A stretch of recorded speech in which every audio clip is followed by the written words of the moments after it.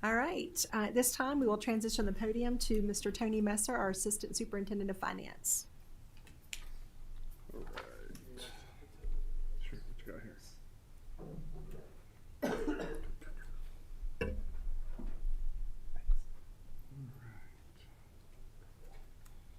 So I'm gonna try to operate this myself. So we'll see how it goes. All right. Good afternoon, Madam Chair, members of the board, superintendent. Let's talk budget for a little while. It is definitely budget season. Before you today is a $62.8 million local current expense budget with a modest, and I say modest, 8% increase. Can you hear me okay? Okay. I hear you. Okay. So our budget priorities are kind of similar to what they were last year, and that is to continue to sustain a local salary supplement model to ensure continued competitiveness with surrounding school districts, fund current and anticipated driven compensation and benefit increases, sustain operational needs as requirements and costs continue to escalate, and provide additional certified staff to assist with district academic and operational needs. All right. I will tell you this, that the share of the new funding that we're going to be asking for, the majority of it is centered around employee compensation and academic student services. Of course, you'll see me talk about charter schools quite a bit. Okay, here is just a big picture look at what our funding is. 57% state, 19% local, 9% capital. Last year, state provided about 60% of our funding. You know, we had that 1 year bump in low wealth funding is the reason why it's a little less compared to the prior year. And our federal, ABSS was one of the last school districts to spend all of its ESSER funds. So the federal was 14% last year, and this year it's 6%. So the next slide I want to spend just a little bit of time on. And this slide here says quite a bit. Our current, as of the last fiscal year end, we rank 85th in the state of North Carolina as far as state funding goes. 99th in the state for local funding, 67 for federal, and overall ranked 109 out of 116 LEAs. I want to prepare you as we continue to go forward that it's possible and highly likely that when these numbers come out at the end of 26, we will be the worst funded school district per pupil in the state of North Carolina. I'm preparing you for that. One of two reasons why, multiple reasons why really. One is this has been years in the making. As far as maintaining a low tax rate in property tax rate in Alamance County, which is important to the county. And as their revenues continue to increase, ABSS did not receive the same amount of their funding as we went through the year. So our share of their funding went down, even though their funding went up. Our funding increased, but it didn't increase at the same proportion. Second, the state of North Carolina is saying that since Alamance County is a Tier 2 county, that the county could be doing more to fund its school district in many ways, and that's also dictated into the low wealth formula. So as Alamance County continues to get wealthier and the proportionate share of revenue coming to the county to fund its public school district continues to not be at the same level, then you'll start seeing, as our demographics change and our income level changes per people per household, you will start seeing the state funding go down as well. Now, those are some broad statements, but those are true statements.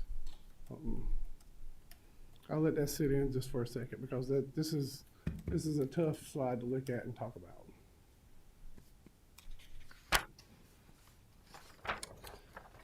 Which makes budgeting a bit challenging.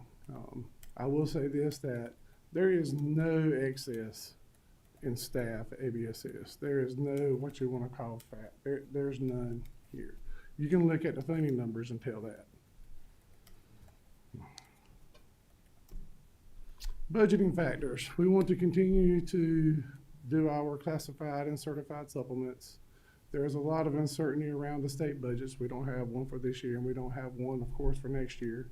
We don't have any kind of federal funding information. I hope to get some of that in the coming weeks.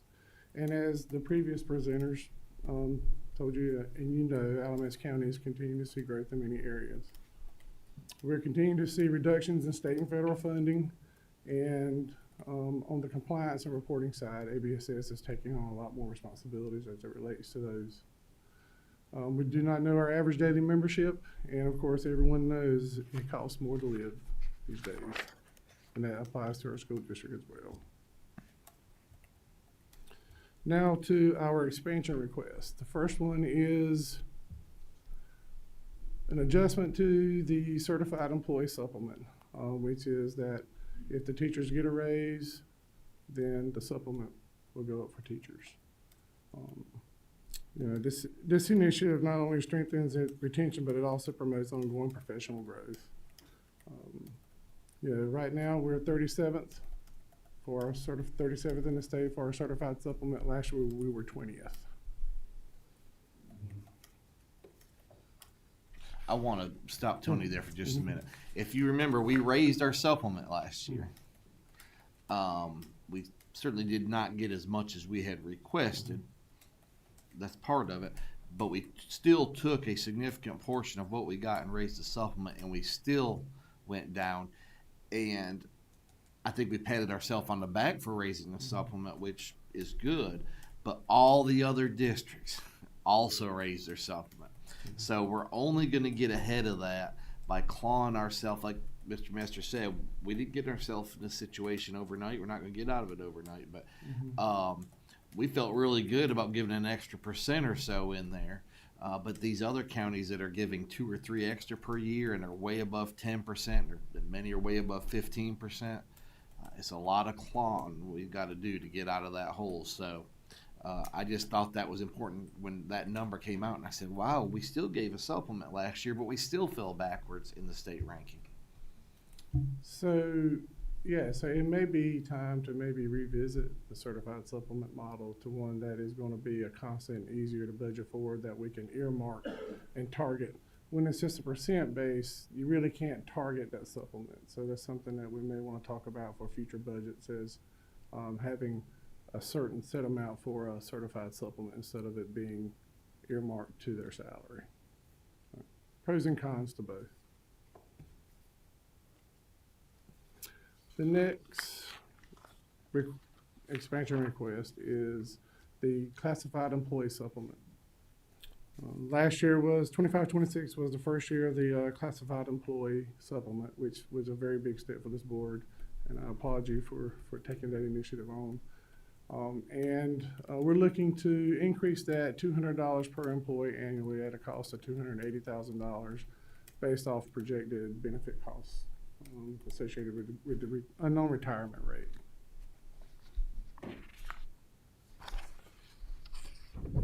And the next slide just gives you an updated look at what the classified supplement will be, ranging from $1,200 to $1,700 employee based off your years of state experience.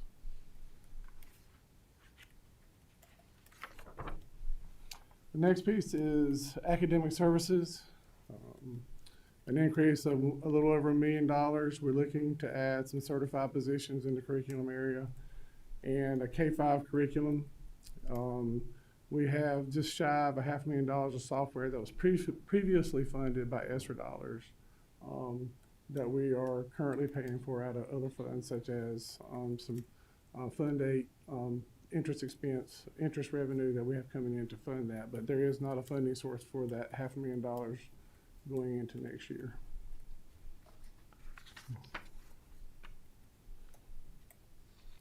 And exceptional children supplement for exceptional children and SLP certified staff of $1,500 per employee to the tune of around $425,000. It's just competitive pay, reduces vacancies and turnover while ensuring consistent and high quality services for students with specialized needs. Consistent quality services, I think, is what we're trying to achieve, and I know that I've heard many board presentations about, those services over the past couple of months. And just to cut in here, this was a request made from our ABAE colleagues that have really felt like that instead of speaking in essence for every teacher of obviously raising the teacher supplement, classified supplement, really wanting to find a way to reach out across their colleagues to in EC, SLPs in particular, but across EC to find a way for us to recruit and retain high quality EC teachers. And I think that was a very noble request. Again, I don't know that we'd be able, depending on what we do request to the commissioners and what we are funded, I don't know that we'll be able to do both. I think we've got to take care of all of our employees first, but again, if our commissioners are willing to help us on and invest a little further on the exceptional children side, I know that will be appreciated by them. The next slide is operating expense increases. You can see the list of technology and contracted services and just utilities, power and lights, and general operating expenses such as increase in our financial software and increases in risk management services that we had to provide, and then just a small increase in supplies for instructional and specialized programs. That increase also will encapsulate this $85,000 small, just anticipated wage increase for our locally paid employees. We don't know any of the retirement rates or any kind of insurance increases as of this presentation today. The next piece is co-curricular activities, an increase of $300,000. This moves ABSS closer to being competitive with surrounding areas to recruit quality individuals and creates positions to meet appropriate supervisory needs and continue to for opportunities. And this will be in cross country, soccer, volleyball, women's, flag football, and basketball. Next piece is school resource officers. Mr. Hook informed me that all SROs asked for all law enforcement agencies asked for a $10,000 increase per SRO. The counties will be covered with the existing agreement that we had in place in 25, 26, but the remaining 24 SROs will be covered by the expansion request. So that's equal to $240,000.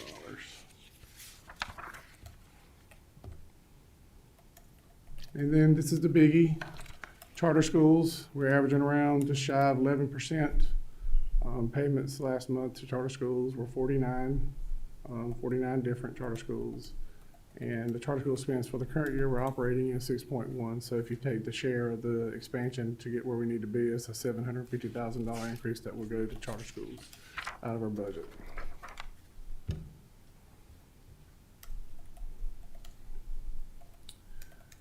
Just to recap a few things, after the expansion numbers were put in, you can see that the supplement, maintenance, charter schools, utilities, school building admin, and finance and operations make up $44.5 million of the $62.8 million in the budget being presented to you today.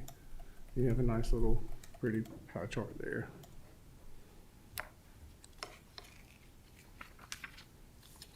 Reminder of locally funded employees. You have maintenance employees, you have some certified personnel, you have a few office support personnel. Most of those are paid with state low wealth dollars.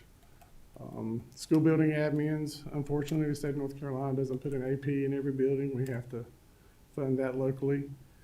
District administrators, the central office allotment from the state of North Carolina is funded. It's funded at the same level as it was in 2001, 25 years ago. It has not changed, 25 years. Actually, it's gone down, and we're anticipating another decrease next year. So basically, the central office state allotment, we're supposed to pay superintendent, CFO, with a finance officer, half of the school nutrition director's salary and your transportation director's salary. And that might leave room for one more admin such as operations or student services or HR. Real quick question. How long has it been since that's actually increased? It's never increased since, it hasn't increased since 2001.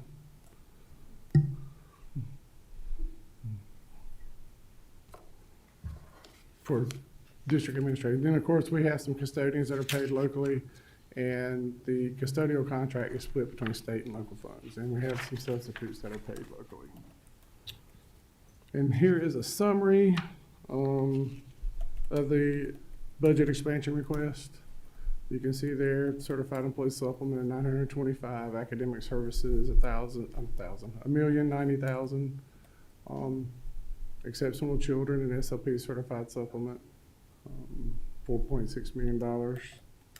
I do want you to know some key takeaways. The majority of this is support for employees, is certified and classified supplements, and a focus on recruitment and retention. Strengthening student services with expanded academic services and support for students with special needs.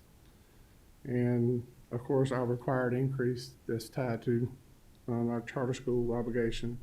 And then safety and operational, which is school resource officers and utilities and technology and facility maintenance. And it's not all bad news. I'm going to share a little bit of good news. You saw this in January. We did have a clean audit for 24-25. No question calls for findings or exceptions during the audit. We do have a positive local current expense fund balance now, and our internal audit process continues to deliver results almost every day. In the current year, audit will begin in April. And now I'll be glad to entertain any questions that any of you have about this presentation for the next year's budget. Thank you, Mr. Messer. Appreciate your work. Board members, questions or comments for Mr. Messer? Ms. Harvey? On the slide of the academic services, and it talks about those certified positions, $300,000. What type of positions would that be? So basically, when you have a certified position, that's going to be around $100,000 after benefits. And I'll let Dr. McWhorter chime in. Ms. Harvey, we are continuing to look at expanding the what we previously called the SIS positions at the schools or curriculum facilitators to get that support back into the buildings. So that would allow us to, although not as much as we would like, it would allow us to expand out to 3 more schools. So some of those positions we lost before, trying to get some of those positions back. Yes, we lost them at all of our schools previously, and we're trying to get them back into the schools. Thank you, Ms. Harvey. Any other questions or comments from the board? Mr. Wagner? Mr. Bester, thank you and your team for your work, and I'm assuming you need a bunch of Alka-Seltzers about right now. I'm going to try to be somewhat brief and coherent in my comments.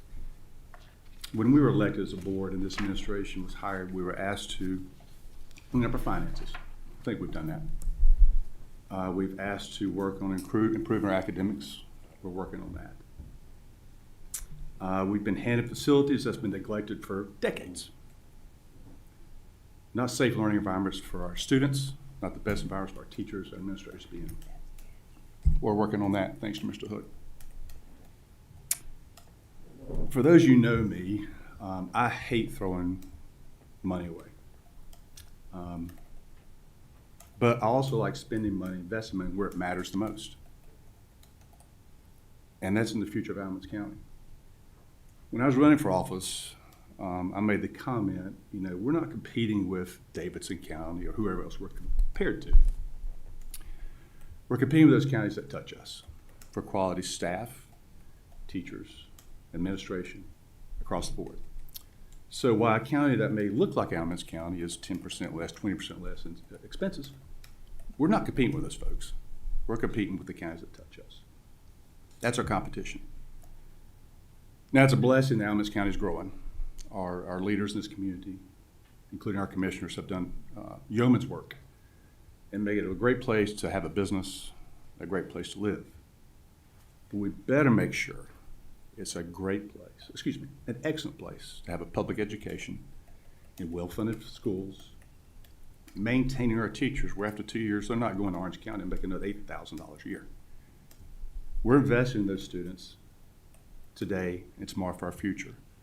I want these students to come back to Alamance County to teach in our school system, to be business leaders as a community, and to raise their families here, because guess what?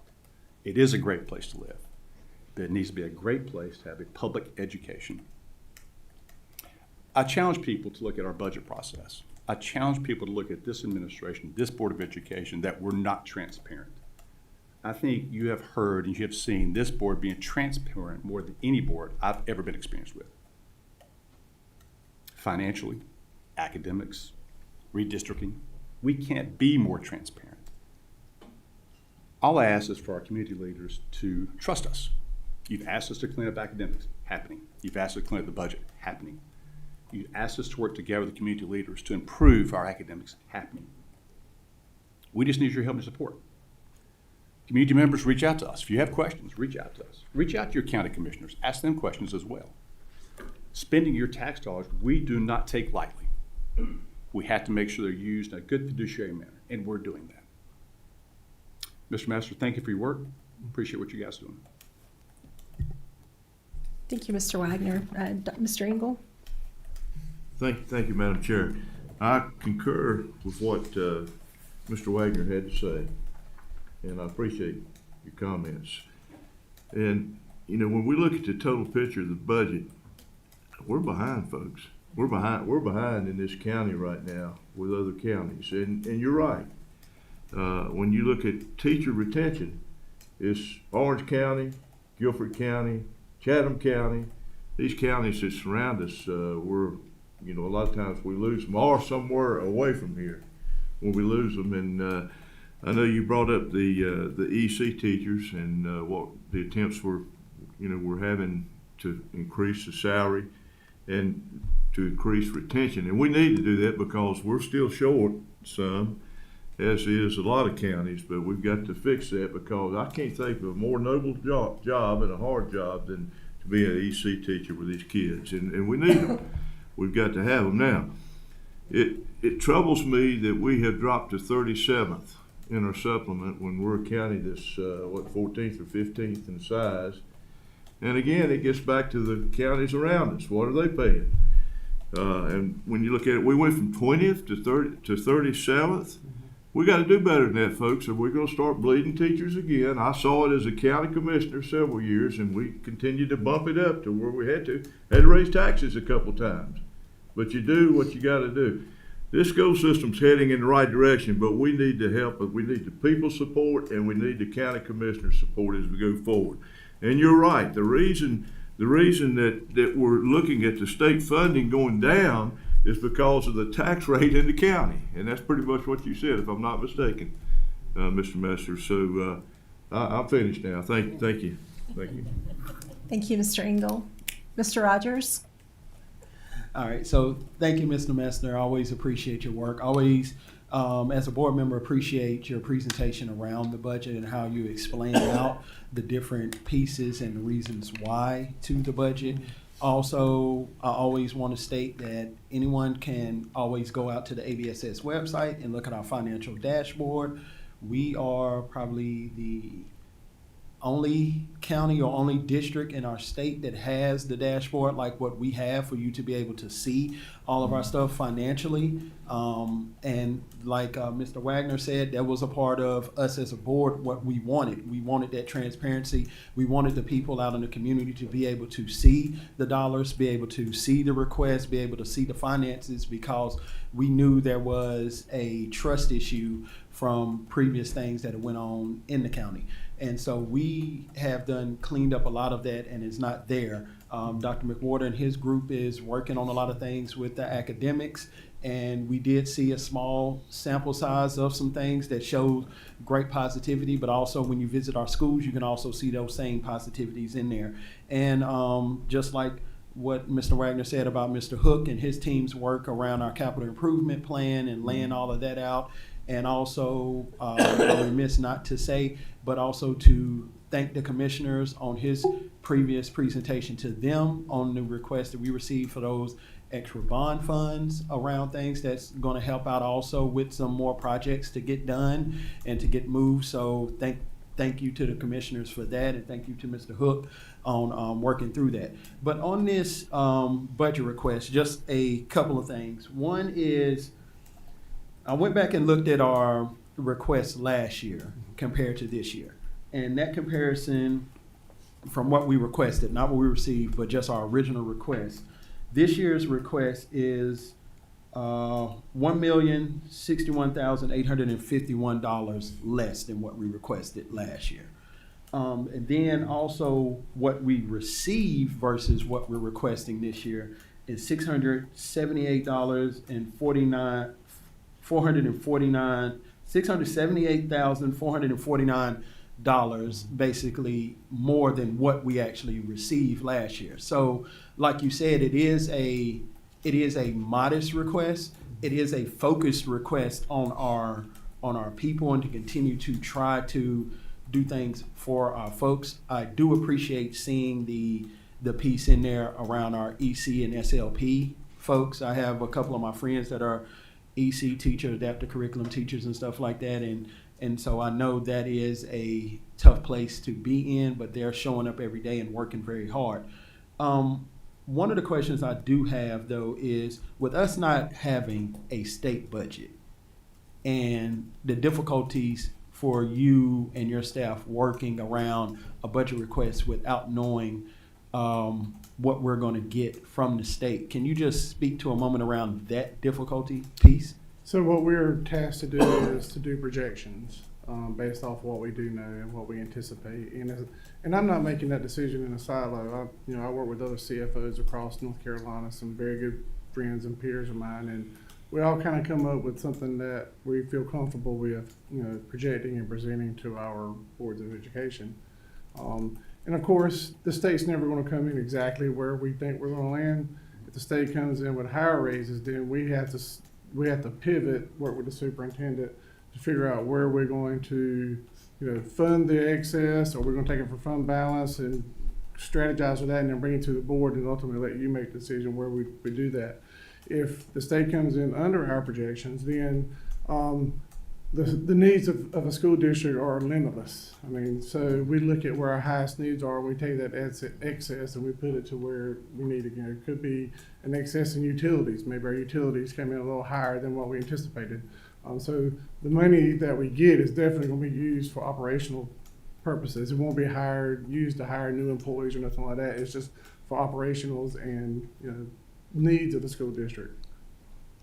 Because an employee is a recurring cost. Yeah. And then on the slide where the co-curricular activities, and I know it's saying move closer to being competitive with the surrounding areas. And so in those co-curricular activities and that increase, what are we looking at? I see the stuff around cross-country, soccer, women's flag, football, but what, I guess, does that entail, that co-curricular activities piece? Yeah, so it entails making the stipend that coaches receive a little more competitive with surrounding school districts. And to, there's some new sports that have been added, and the student to adult ratios are kind of out of whack. And I asked Mr. Davis to come in to maybe elaborate a little bit more on that in case I couldn't really fully answer your question. All right, no problem. Well, I saw him sitting back there in the back, so I wanted to get him up here to do something. Hey, how are y'all? So really, our standing stipend scale is very linear. So every coaching position we has kind of a line item, and it's very restricting. So the change or the request would be to not really box us in and allow us to grow. So we had a lot of inequities in middle school to high school. So middle school teams or sports had assistant coaches where the high schools didn't. So kind of addressing those inequities, with assistant coaches, with increased participation, we want increased supervision. So really, that's kind of all it's addressing is those so many inequities we had between middle to high and just sports in general. All right, thank you, Mr. Davis. And also, just a statement, anybody who's done, because I think before you, Mr. Robinson, Coach Rob had put it out there, and then yourself, you had put it out there, like our comparison to what our coaches get paid. I mean, I guess you can say it's like similar to our teachers to the surrounding counties right around us is a big difference and stuff. And so I always say this, like, I mean, our teachers, they show up because they love what they're doing. Our coaches, they're showing up and coaching because they're also loving what they're doing as far as that piece too. I do know a couple of years ago, the board did do a increase for our coaches, but I do like the piece of trying to continue to make that whole part competitive and also to show appreciation towards those coaches all the time, because I be telling Mr. Wagner a lot that when you think about state championships across the board, you're going to have to deal with Alamance County. And I mean, we can see that from who we've recognized up here. So I do appreciate that and getting you to come up here and say a few words. Yes, sir. Thank you. Thank you, Mr. Rogers. Thank you, Mr. Davis. Any other questions for Mr. Messer? Dr. Hall? This is not really a question, but a comment. And just to echo what everybody else is saying here, we really appreciate you, Dr. Messer, for what you're doing here, and everybody else that is up here, because I think we can see the continued growth in things that we're doing. And when I appreciate Mr. Rogers for doing this homework and giving us the numbers as far as where we were compared to last year. As a teacher, I appreciate when people come in prepared. And I was thinking about when I was preparing for this meeting, I was looking at the slide presentation and hearing you talk about it. I was thinking like, well, what could be cut, or what could be changed? And it's bare bones. It's the minimum that we need to continue to build these areas. And I applaud you for not coming with a request that was so far out left field that would not be considered. But I think when you look at go through slide by slide and talk about each one of these things and where we rank and where we were trying to get to, it's very clear this is like the basic of what we should be considering, and we should be asking for more. But I applaud you for giving such a concise version of what our needs are, and appreciate everybody in here for what you're doing to try to make their school system better. I'm going to give the credit to Dr. Fleming, because he's the one that reined this in and say this is more palatable. Thank you, Dr. Hall. Any other questions or comments from board members? Dr. Parker? On the academic services slide, there's a K-5 curriculum line, and I know we did the math curriculum and for K-5, and I thought we had something for reading, so I didn't know if I could get a little bit more detail, just a very brief description. So that's going to be to assist with the K-5 reading adoption, ELA adoption. Okay, got it. Thank you. And I will say that I talk about SLPs a lot, so of course I'm happy to see the exceptional children's supplement, both for the EC and the SLP staff. For curricular, I had one other question.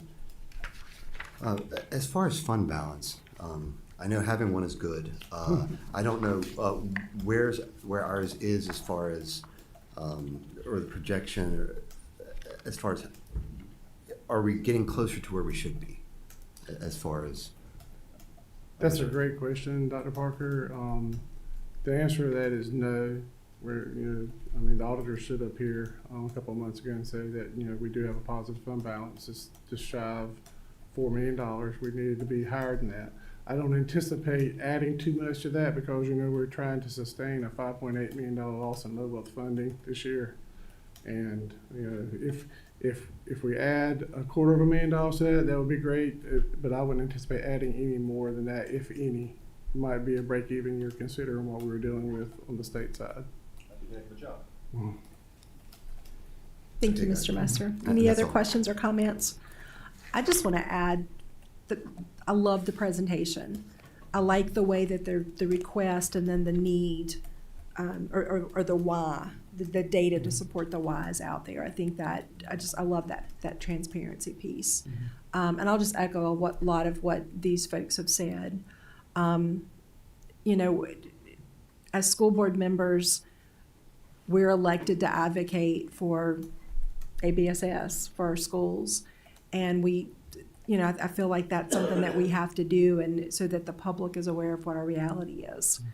And to echo Mr. Wagner, we've made strides financially, we've made strides academically, and we've made strides with facilities. And I think keeping that forward traction is extremely important to continue to improve. So if there's no further questions for Mr. Messer, Mr. Hook presented his CIP budget at the last meeting. I know that Commissioner Thompson is with us today. Thank you to the commissioners for sharing or for approving to allow us to take those bond funds and share those with some of the school safety projects. That did change Mr. Hook's presentation. If you have questions for him, he's more than happy to join us at the podium as well. Did you have something else? My Before I hand it apologies. off to my colleague here, I just I forgot this. I had the detailed line items, that was a line item budget that was attached, and you can see where the increases are budgeted at. And similar to last year, you'll have a budget book before our next meeting. That was very graphical. I like the kind of, it's like it flows. But Emily Lynn, her team are working on getting that. She has been busy with strategic plan and rezoning. So we're going to give. Well, I didn't actually ask her till like a day or two ago either. So, in fairness to her. Probably next year we'll try to have this more in a paper format for you at this point, but we definitely will by the next meeting. So thank you. Before you start, Mr. Hook, I didn't know we were going to lose Mr. Messer so quickly. So thank you very, very much for your work. Really, really appreciate it. Does anybody have any questions for Mr. Hook and his operations budget?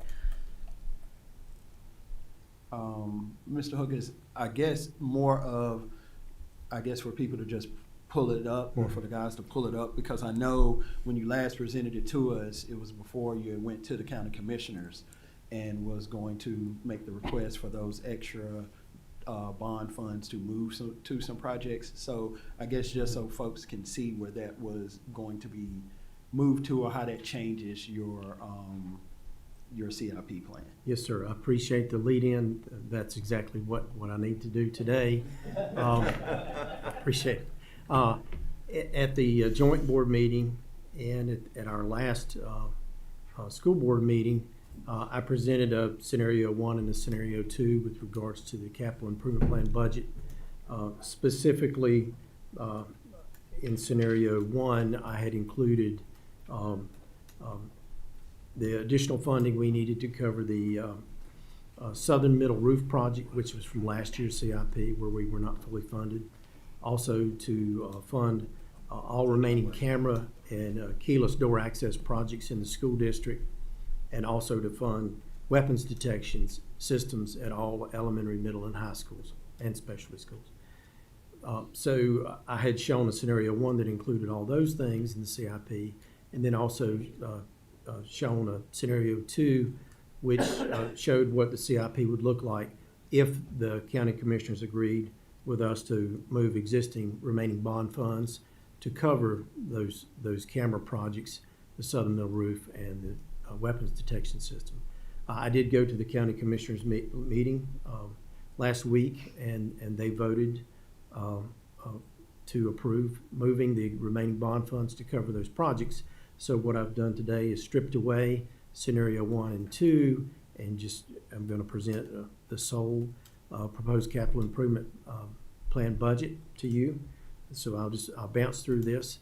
What I'm trying to do is to present as level as possible budget each year in the capital improvement plan, so that the county commissioners don't get the surprises with the budget being extremely high or low year to year.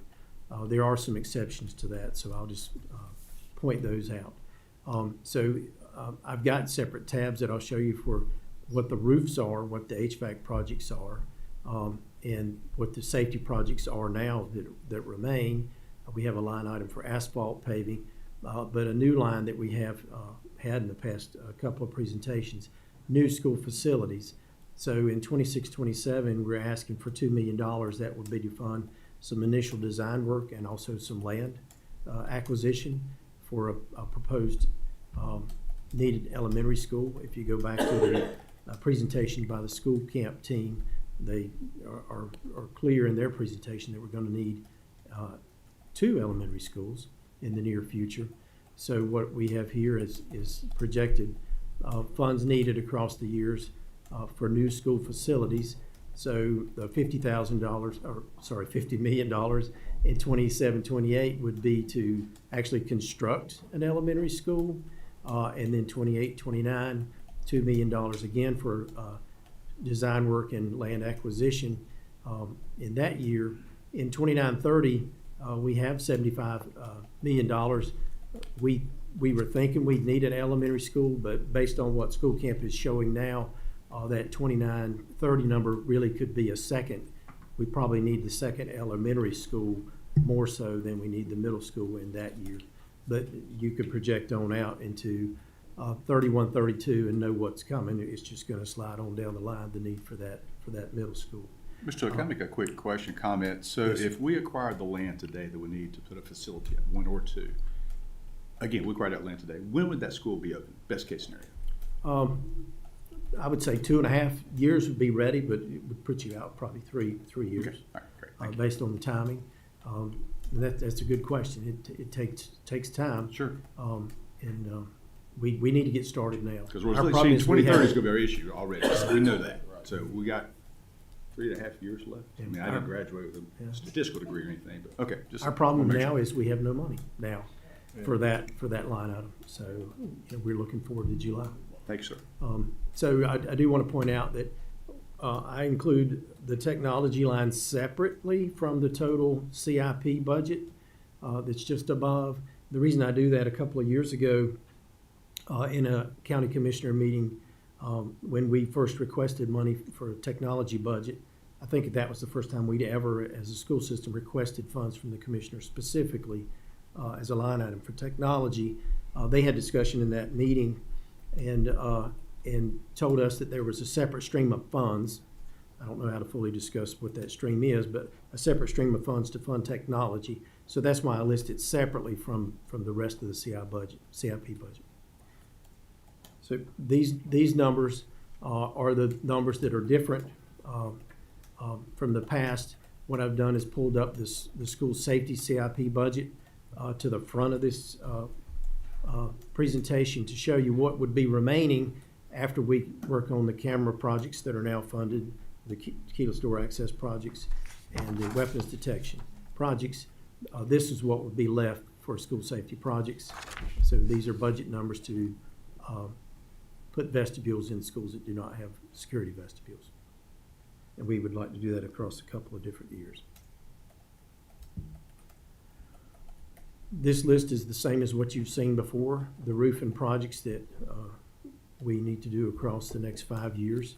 These could shift places depending on if roof leaks come about in the next few years. But right now, this is the plan. This is the HVAC plan. So we have one complete school renovation each year across these 5 years. And then also below that complete renovation, we have a plan to replace boilers and chillers, which are really the mainstay of heating and cooling at our campuses as they hit the 30-year-old mark or are approaching the 30-year-old mark. That's how those numbers were put in here. So for example, I think I mentioned in the last board meeting, the Hall River Elementary, that $150,000, that's a 1989-year-old boiler. It's a steam boiler, so they last a while, but it's old and it's given us lots of problems. So that's how something like that hit the list. The Western High chiller for $200,000, it will be 30 years old in 26-27.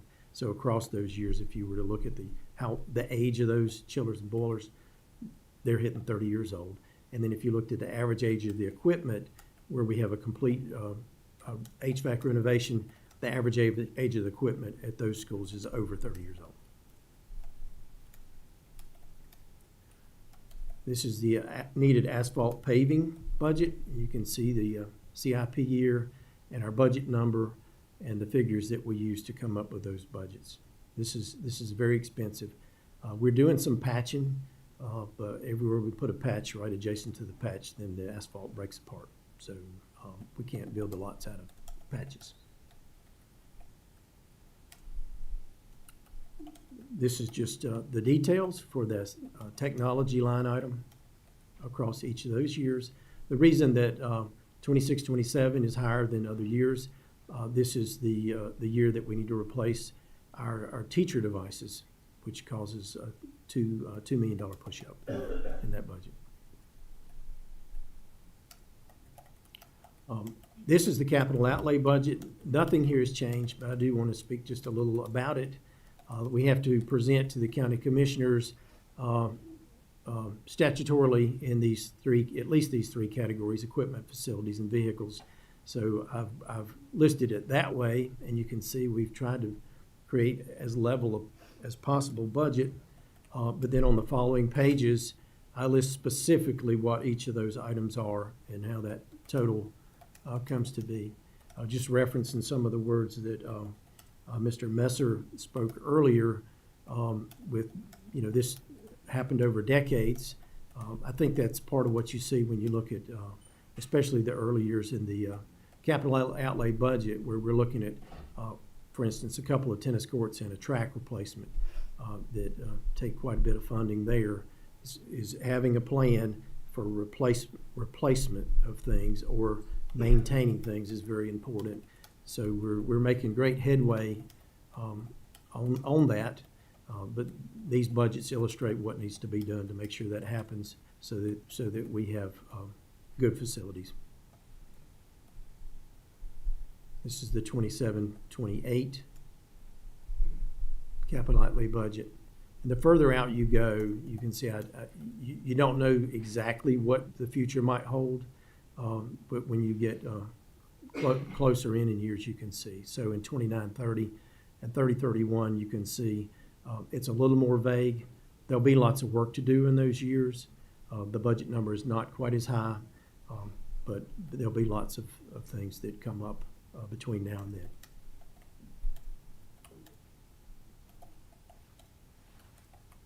That's all I have. Thank you, Mr. Hook. Questions or comments about the CIP budget request or budget proposal? Mr. Rogers? Well, just more of a comment. Mr. Hook, just thank you for the presentation and laying out all of the various things. And I know with the roof and the HVAC, that is following along with the projects and the planning that was done from the county side, correct? We're still going through that process with how we're mapping out our roof and HVAC projects. And also just a thank you, because I think for a little while I was possibly bothering you about the Cummins softball and baseball lights, just messing with you some on getting lighting out there for that. But I am glad to see that on the capital outlay projects. But just overall, just how you make sure to working through and prioritizing out the projects and continuing to lay out what the plan is from year to year and mapping that out for us. Just thank you for all the work on that. Thank you, Mr. Rogers. Mr. Wagner? Hey, thank you. Again, as everybody else, we appreciate your work. And, unfortunately, as community members, you just can't walk in schools. I mean, growing up, you could just walk in schools all day long. But I spent a lot of time in our school facilities, and I'm telling you, folks, it's pretty impressive, the changes going on in them, to the staff's work, and also to the administration within the school facilities, our custodians, our teachers, and our kids. I mean, we've got some really clean schools, and I can promise you this budget day is not asking for a chocolate fountain, it's not asking for a jacuzzi bath or a steam shower that they probably have in Wake County. These are just your basic needs, folks. I mean, and I could on soapboxes about this all day long. This is where our kids live. This is where they live. This is where our staff and our teachers live. And I'm thankful for the work that's being done, and I'm thankful for the county commissioners for the bond work you've done. But we've got a long way to go. I can assure you, as I look out through these years, there's no fluff here. I mean, there's not a lot of fluff in this. And so, again, I just want to thank you and your staff, and I want to thank our administration of our schools as well for all the work you're doing, because I know it's been tough, but we're getting there. Appreciate it. Thank you, Mr. Wagner. Dr. Hall? Just echoing the same thing. I think I said the last time we saw this. I just really appreciate the thoughtfulness of seeing what needs to be replaced and continually, once again, just to make our schools safe and a good environment for everybody to work in and learn in. So really appreciate that. My one question though, and I might have missed this, is so we have this money that's been shifted over for security, which I applaud you all for thinking about that for keyless systems, cameras, and weapons detections. What's the timeline on when that can be implemented into our school system? Well, it depends on which we're talking about. Weapons detection systems, fairly quickly. We have to order them. What I'd like to do is roll them out in the middle and high schools, and save the elementary till we get the middle and high schools going. We have to kind of work out the bumps in the road that we encounter. There's a lot of logistical things that come along with that, because right now, as students enter school every day, you know, they're not just coming into two doors at a middle school sometimes, and we're going to have to work on those logistical situations to make sure that we have students coming from buses and cars to get through these systems. But that should be fairly quick. The cameras and keyless door access takes a little bit more time. Mr. Jimmy Russell and Mr. Todd Smith worked together on designing what we need. Then they have to put together a bid package and post that to bid, and that takes quite a while to do that. And then when we put it out to bid, we go from there. But we can get a couple of them rolling pretty quickly. We have one that's ready to be posted for bid now, out of the 6 elementary schools with no cameras, and then a couple of the high schools that have the 13-year-old cameras. We think we can turn those around pretty quickly. So we think we're going to get 3 out pretty quickly, and then work on some of the others and get them out. But it'll help us to manage that work. Thank you, Dr. Hall. Any other questions or comments from board members? All right, thank you, sir. Thank you. I believe that the intention is that we revisit this on March the 23rd at our evening meeting, and anticipate a vote, and that will follow our public hearing. Yes, Mr. Messer, you're back. I didn't mean to run you off while ago. I didn't want to get in my colleague's way, but one more last statement on the budget before I move to the other. I just want to say that during last year's budget cycle, I heard some statements saying, why can't we count capital in our per pupil expenditure? And I just want to remind everyone that it doesn't work that way. Capital is separate from our operating expenses, and the things that we do and the costs that need to be incurred to serve kids every day is outside of capital expenditures. Thank you for that clarification. I believe you are up again. Mm-hmm. Yes, it's banking services. No, that's not it. So we put our banking services out for bid at somewhere around Thanksgiving. We sent out the RFPs, and they were due by the end of January. And I was really surprised by the interest that we had in the community of wanting to do business with ABSS.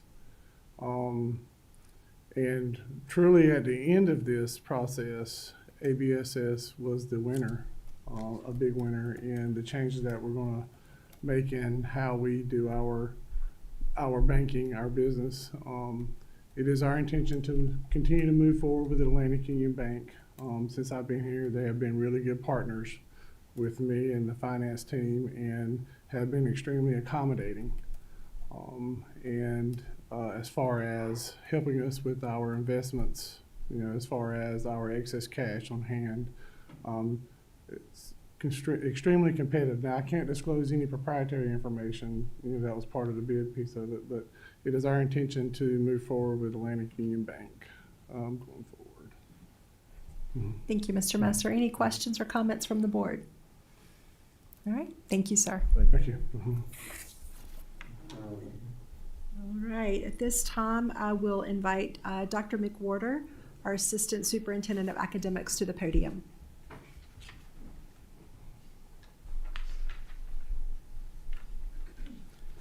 Madam Chair, Dr. Fleming, members of the board, it's my pleasure to present to you a couple items for consent agenda to be approved at the board meeting on the 23rd. The first item is a contract for MGT Impact Solutions. This contract is for our CSI schools. It is using CSI funds. To give you a quick little background on that, if you're not familiar with it, it's a federal program funding that supports some of the lowest performing schools that we have. The funding cannot be used to supplement anything that you are currently doing, so I can't use it to say go towards the curriculum that we might be looking at purchasing for our schools. It has to be above and beyond everything else that you're doing. The state funded it, gave us the funding a little bit differently this year, which actually really works out good for our schools. So before, it would be sent just directly to the schools, and the schools would completely manage that funding on their own, with, again, support from our federal programs department. So this year across the state, they provide that money directly to central offices to increase the buying power that districts would have to utilize that money. So what we were able to do is get the principals together, have the conversation about what they needed, what they wanted for next year, what kind of helps and supports they needed. And so we arrived at the solution for contracting with MGT, as they are basically a 360 service that will provide the schools really intensive support, coaching, guidance in any and every area that they may need help with the idea being that we want to build the capacity at that school and get them off of the CSI list. We do not want our schools being CSI. And all of our schools that are currently on CSI, nobody came off of it before. So we have to do something a little bit differently this time around. MGT has a great track record for school turnaround and working with schools. They worked with 24 schools during the IPG grant and had a 93% success rate in getting them off of the low performing list. So we're pretty confident in their ability to provide some good service to our schools as well. And really, when you look at the cost, although it is an expensive cost, but it's really no more out of line than getting one position extra at each of the schools. But that one position would be limited to the skills and abilities of that one person, whereas this is an entire organization that can reach into pretty much any pocket that may be needed for the school support. So any questions regarding the MGT contract? Questions for Dr. McWhorter? Yes, Dr. Hall. Just a quick question. Is this an organization that you've worked with previously, or that you know people who worked with it, that you feel comfortable with it? All the above. So I know people that have worked with them in the past, and also we did some work with them in my previous district. And many of my principals, not through my office, but contracted with them with their own services. It's one of the only companies I'm aware of where folks wanted more. Like, and if they lost them, they were disappointed to lose them. And actually, in fact, one of our current CSI schools contracted with them before. Broadview Middle School did the year that they exceeded growth. They had worked with this company. So yes, and that principal was very much on board with getting them back in. That's what I like to hear. Thank you. Thank you, Dr. Hall. Any other questions or comments? Yeah, I guess my question is, so this provides support for for instance, if a PLC or something needs help with English, they provide that. Or I guess the specific things that they provide, I understand training and so forth. talk to the principal, to the schools, and then they say, okay, these are the things we're going to do? Kind of how, a little bit of detail. Yeah, so good question. So they start by doing a needs assessment, which they would do this year. They would meet with staff, have a lot of conversations about what the different needs were, the goals of the school, current supports and services that the school has, and where they feel like they can really come in and help the school, get some quick wins, build the climate and culture. And then if the school in their data is showing like we really do need some help in our 6th, 7th grade ELA PLCs, then that's where they will target that support. If the school has coaches or other supports in the building, they can work right alongside of them to make sure that they're being as productive as possible. They can also do work directly with the principal or the school improvement team. So they're really rather multifaceted in what they can do, but it all starts with that needs assessment. They do not come in with a boxed approach and saying that this is what we are going to do at the school. And I think that's one of the reasons why they've generally been as successful as they are. Got it, thank you. Thank you, Dr. Parker. Mr. Engel. Thank you, Madam Chair. Just looking at what you sent us here, 93.7 participating CSI schools exiting low performing, man, that's phenomenal. If we could be that successful, just think about it. You save money well spent. Thank you. Thank you, Mr. Engel. Any other questions or comments? So I guess one more question is, if this works, then it won't be as much this year, but we should see something next year, or kind of the timeline as far as, you know, if this contract works out and they get support and things are better. You said they did a needs assessment and then, you know, start providing targeted support. Kind of the timeline as far as best case where we should be able to see like a result or something like that as far as that. So the data that you would normally be looking at would be those end of grade assessments, right? The school performance scores and such. So that would be end of next year. I would not expect to see anything this year, as it's really just diagnostic essentially. Got it. But the contract covers it through next year. So CSI works on a completely different fiscal year. Okay. So it'll cover us through working with the schools for next year. So it'll cover this initial and into next year. Okay, got it. Thank you. Thank you, Dr. Parker. Any other questions or comments? All right, thank you. We will see this on the consent agenda, and I believe you are up next. I'm still here, yes. Yes, you're still here. So I have two field trips for your consideration. The first is Southeast High School. So this is over the summer of next summer, June 22nd through July 1st. Southeast is requesting permission to take students in both its French and world history classes to both France and Switzerland, providing an authentic opportunity to gain experiences applying what they have learned in class. There will be ample extracurricular opportunities to enhance their education by visiting sites such as St. Mark's Square, the Grand Canal, Eiffel Tower, the Louvre, and many others. Their estimated cost is about $5,100 per student, and we're getting it now so that they have ample time to do lots of fundraisers to buy down that cost as much as possible, or hopefully to fund it completely if necessary. Our other is AO Elementary. They just actually recently changed the state. This will be on the 29th instead of the 23rd, but they are requesting permission to take their second grade class to the Danville Science Center, where students will learn about animal life cycles and weather patterns. Estimated cost is about $18 per student, with scholarships available for any students that may be in financial need. Thank you, Dr. McWhorter. Questions or comments on either of these two field trips? Mr. Wagner, you're volunteering to go to Southeast? I think You can't go. some of the Board of Education should be going to this trip in France and Switzerland, and I'd pay on my own way, so don't, yeah, I'd kind of be a chaperone. All righty, we will see these on the consent agenda. Thank you, Dr. McWhorter. Thank you. I believe we welcome Dr. Christy Davis, our Assistant Superintendent of Student Services, to the podium.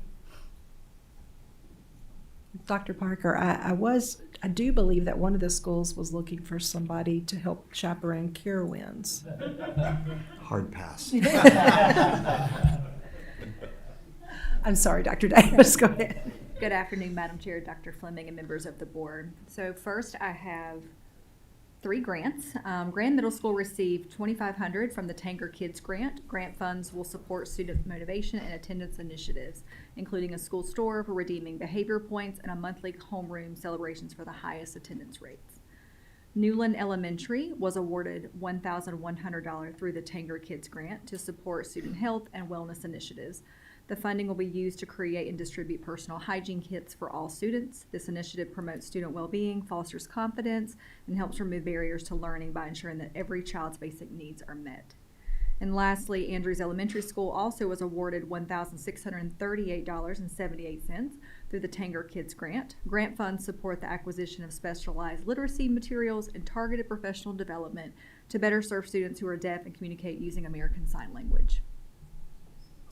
A total of $5,238.78 for grants this month. Thank you, Dr. Davis. Questions or comments? I also make a quick comment. It Absolutely. seems like Tanger does this quite often with us. Yes. And I want to thank the folks at Tanger because if you read through this, they're supporting kids who may not have some opportunities. So thank you for bringing it before the board and just thank the Tanger group for this. Absolutely. Okay, next I have 5 gifts. Alexander Wilson Elementary School received a donation in the amount of $2,750 from the Summit Church. These funds will be designated for construction of a playground shelter and the purchase of basketball goals to benefit students and community members. Alexander Wilson Elementary School also received a donation from the Alexander Wilson PTO consisting of 2 commercial-grade hutches with a total value of $3,826.35. The donated items will enhance storage capacity within the school's cafeteria. Pleasant Grove Elementary School received a donation in the amount of $1,000 from First Baptist Church of Mebane. The funds will be used to purchase instructional materials and PBIS resources to support student learning and positive behavior initiatives. The E.M. Yoder Elementary School PTA recently donated $4,000 to E.M. Yoder Elementary School. The funds will be used to provide a student assistant for an upcoming field trip. And lastly, Glenn Raven donated a string bass valued at $2,500 to Hillcrest Elementary School's orchestra program. This contribution will enhance the school's music program by providing students with access to a high-quality instrument. So a total of $14,076.35 in gifts this month. Thank you, Dr. Davis. That too is impressive. I will say the string bass was at the All-County Orchestra concert Friday night, and it was very impressive with a little student that was, or I shouldn't say little, but with a student that was using that. It was an elementary school student. It was very impressive. So, any questions or comments about the gifts? So we will look forward to seeing those on the consent agenda for approval. And just kudos and shout out to so many generous donors for supporting our schools. You are up next. I'm up again. So we are partnering with the Alamance Citizens for Drug-Free Community to administer the International Survey Associates, or ISA, condensed data survey. This survey will help us better understand student perceptions and behaviors related to substance use. The purpose of this survey is to gather reliable data that will help our schools and student community partners identify trends, strengthen prevention efforts, and better support our students. Parent permission is required for students to participate. In compliance with the Parents' Bill of Rights, families will receive a digital opt-in permission form through email and text from the district this week. The form will be easy to complete using a Google form, and incentives will be offered to encourage parent participation so we can obtain meaningful data. And of course, they will have a chance to review the questions within the survey. The survey questions ask students various topics that you see here, such as perceptions of harm, nicotine and vaping, age of first substance use, peer influence, and perceived availability of substances. It also includes questions about school and community activities and other factors that help us better understand student experiences. We will be administering the survey, given parent permission form, to 6th, 7th, and 9th, and 12th graders at all of our traditional middle and high schools, as well as Race Street and ABEC. It will be conducted online. We will be completely anonymous and be available in both English and Spanish. Our goal is to administer the survey during the week of April 13th, which is the week right after spring break. We are currently working with each middle and high school principal to determine the most effective way to administer the survey for their respective schools. Thank you, Dr. Davis. Questions or comments from the board? Mr. Wagner? Just a quick question. Thank you, Dr. Davis. So what will we use this data for? So ultimately, we're going to look at it for program use in the future. Okay. So, you know, we have a problem right now with vaping. It Oh, sure. obviously renders discipline consequences. So based on what we're hearing within this survey, we'll be able to look at various programs that can hopefully combat that. Yeah, I think this is great. I mean, you think about us growing up as kids and students. I mean, this wasn't there, and so there's so much out there for these kids to get addicted to. And I know Commissioner Thompson has a passion, you know, for these types of things. I think it's a wonderful idea, and you can't put dollar value on that. No. So thanks for doing this. Appreciate it. Absolutely. Thank you, Mr. Wagner. Mr. Rogers? Yep, so similar to Mr. Wagner, I think this survey is great, and especially to get the feedback and the input from the actual students, because that is really the audience that you want to try to help through these things, and that is the ones that are dealing with all of these various things daily, whether with their friend groups outside of that, things they're seeing on social media, TV, whatever.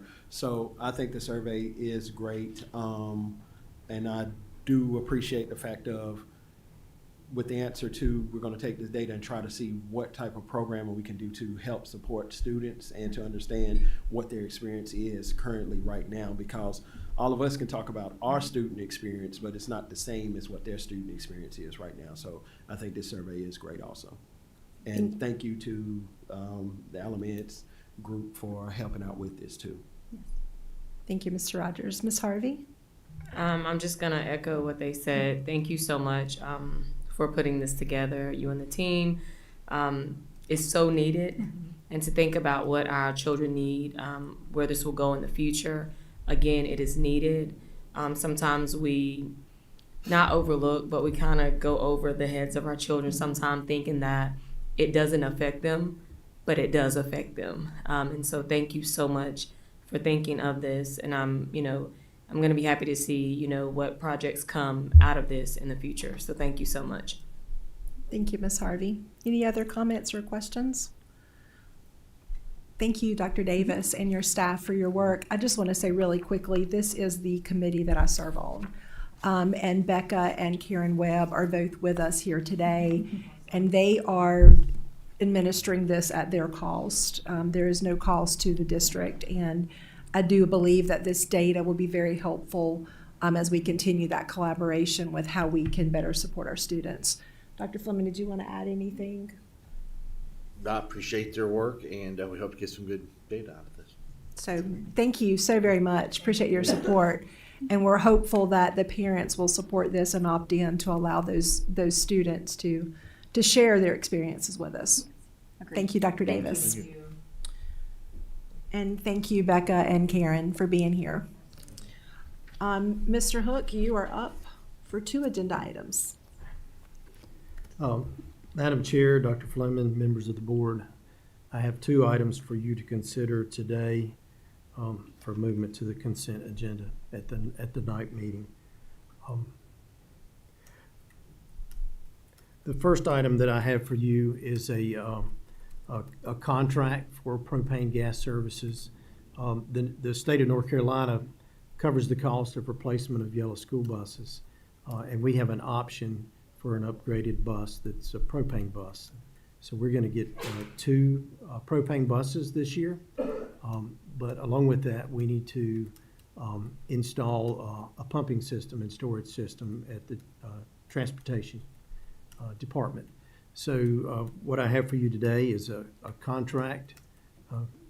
Can you pull up the Prius? I can't see the Prius, John.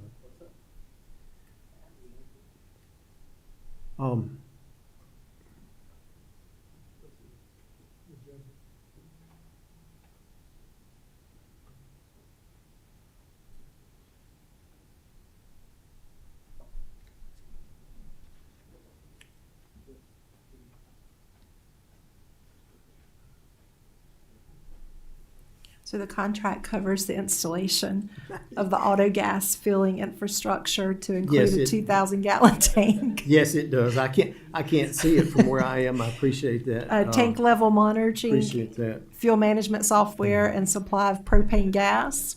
And the value of this contract from Mr. Hook is not to exceed $25,000 per year, not to exceed $125,000 over the duration of the 5-year contract. Well, that sounds pretty good. Sorry I didn't sound like Mr. Hook, but That was an upgrade. Yes, this is a not-to-exceed contract. Of course, if we were to need more funds in the contract, we would come back with an addendum, but we think this is more than enough, and we're excited about receiving these 2 propane powered fueled buses. Mr. Quick question for you. I'm sorry. any I think you questions did a from? wonderful job. That's got a Thank comment. you, thank you, Mr. Wagner. I appreciate that. Is the propane going to be provided by local businesses? Or, it's probably, the details are probably in here. Well, the details are in the contract, but this is a company that works with school districts across the country. Okay. And so we purchase diesel and we will purchase propane Okay. at state contract rates. And so the contract covers the installation of the equipment, the pumping equipment, and the tank, and the monitoring system. That's all really cost-free, but the contract just describes that we purchase our propane through them. So that's our payback, basically. Yes, Yeah, yes. yeah. Okay, great, thanks. Thank you, Mr. Wagner. Any other questions or comments? Just a question about using the propane in a bus. I mean, presumably there are different maintenance procedures and that kind of thing for propane versus diesel. Are folks set up as far as, there aren't the particulate filters for diesel or as you need them? Is maintenance, prepared to service propane-powered buses? Yes, the bus companies provide training, and when our transportation mechanics go to training yearly that the state provides, they receive training. Also, it's interesting that you mentioned the particulate filter. There are several things when you go from diesel to propane that are not present on a propane bus. So we expect we're going to have savings with the preventative maintenance and the replacement of equipment on the buses, and also a per mile savings as well because of the increased efficiency of the bus.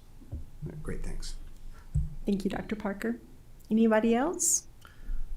All right, we'll look forward to seeing it on the consent agenda. I believe you're up again. Thank you. Do you need my assistance? No, I think I can do this Okay. this one from Okay. memory. So I would like the board to consider a proposal to declare 100 trophies from the former high school that we had called Jordan Sellers High School. Would like you to declare them salvaged so we can donate them to the African American Cultural Arts and History Center. Any questions for Mr. Hook on this one?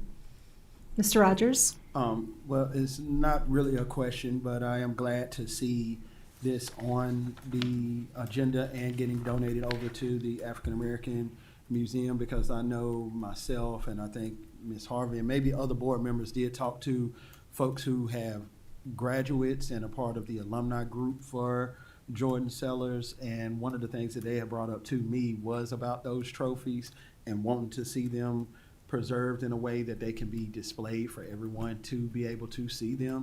And so I think them going over to that African American Museum, because there's a lot of stuff in that museum around like Jordan Sellers and what went on at that school, I think that'll be a great place for them to be housed and for the community to be able to go over there, see those, but also learn some more history around Jordan Sellers High School too. Thank you, Mr. Rogers. Yes, Ms. Harvey? Just want to say thank you for making it possible for this to happen. There's a lot of memories and things within our community from Jordan Sellers, people that went there. And there are great things at the African American Museum that goes on over there. So it's going to be awesome to see those trophies there and being put into use. So thank you so much. All right, anybody else? Mr. Wagner? Yeah, thank you. This is great, Mr. Hook. I think this is a wonderful opportunity for our local media to run a story on this and really celebrate this. I think this is great. That school is a big part of our history here in Alamance County, and if we can find some former athletes that can speak to those trophies, I think that's a great PR piece for our school system and our community. Thank you. It's a great idea, Mr. Wagner. Thank you. All right, we'll look forward to seeing that on the consent agenda as well. Thank you, Mr. Hook. We'll invite Dr. McWhorter back to the podium for a policy revision.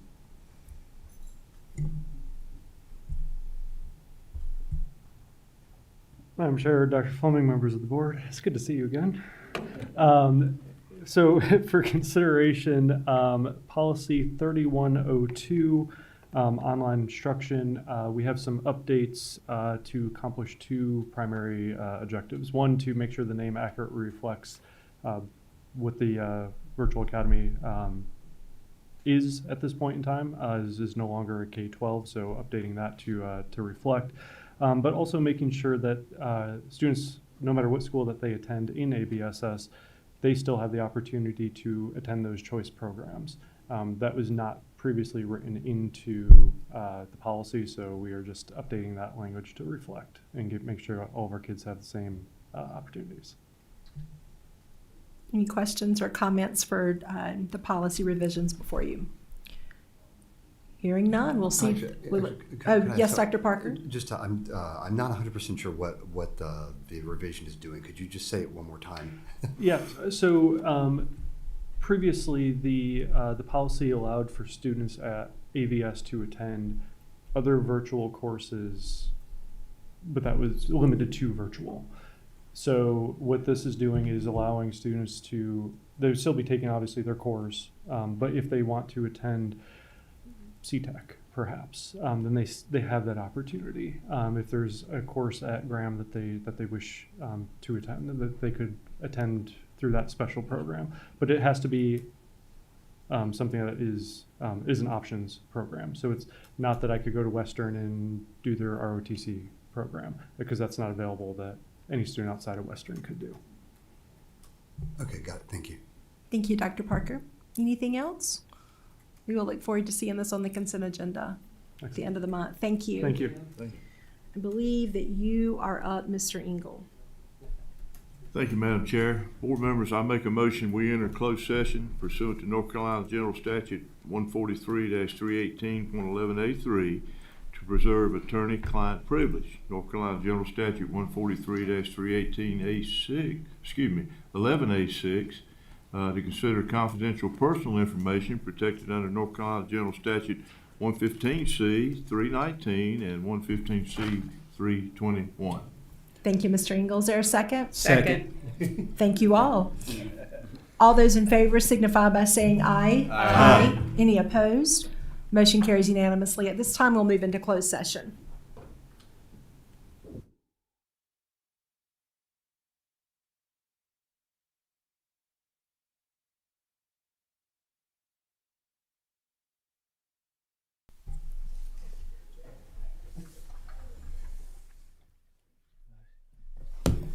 I'm sorry. We are back in open session. I welcome to the podium Ms. Yolanda Anderson, our Assistant Superintendent of Human Resources, for the personnel report. Madam Chair, members of the board, I ask that you approve the personnel report as presented in closed session. Thank you, Ms. Anderson. Is there a motion? Oh, yes, Ms. Harvey. Board, I'm recusing myself from voting on the personnel report due to a family member being on the report. Thank you, Ms. Harvey. Motion to approve. Thank you, Mr. Wagner. Second. Thank you, Mr. Engel. Great effort, Mr. Rogers. All in favor signify by saying aye. Aye. Any opposed? Motion carries 6-0. Thank you, Ms. Anderson.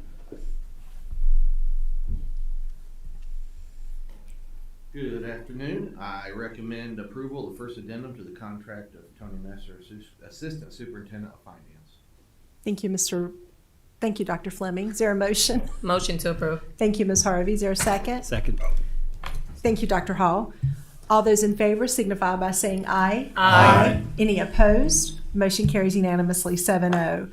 Is there any other business before the board this afternoon? Motion to adjourn. Thank you, Dr. Parker. Is there a second? Second. All in favor signify by saying aye. Aye. Any opposed? Motion carries unanimously. Thank you for being with us